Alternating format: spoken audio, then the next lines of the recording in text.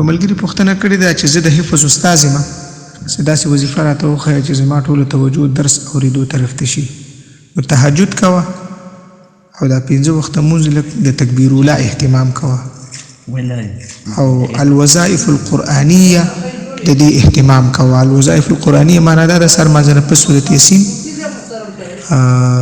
او د هغې نه غیر ماښام مانځه نه پس وده کېدو نه مخکې 3 سورتونه وایه سورت الف لام میم سجده او سورت ملک او سورت واقعه.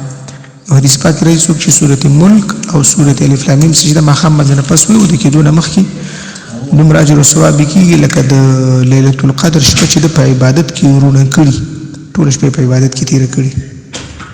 او بل د ګناهونو نه ځان ساتل دا ډېر مهم دي چې د سترګو نظر هم غلط استعمال نشي. دې سره د بنده زړه منور شي قلب مزکا مصفا شي او بې توجه دین او دینداري طرف ته بالکل سراسر شي. ځکه چې حکیم الامت شاه شریف علي تانوي رحمه الله فرمایي څوک چې ځان د ګناهونو نه ساتي وایي ده ته الله پاک اول توفیق د طاعاتو د عباداتو نه ورکوي.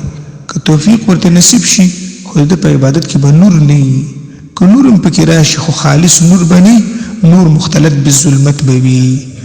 نو دغه څو مختصرې نسخې وي انشاءالله په دې باندې عمل کوو. د فرض مانځه نه پس آیت کرسي خامخا وایه. السلام علیکم ورحمة الله.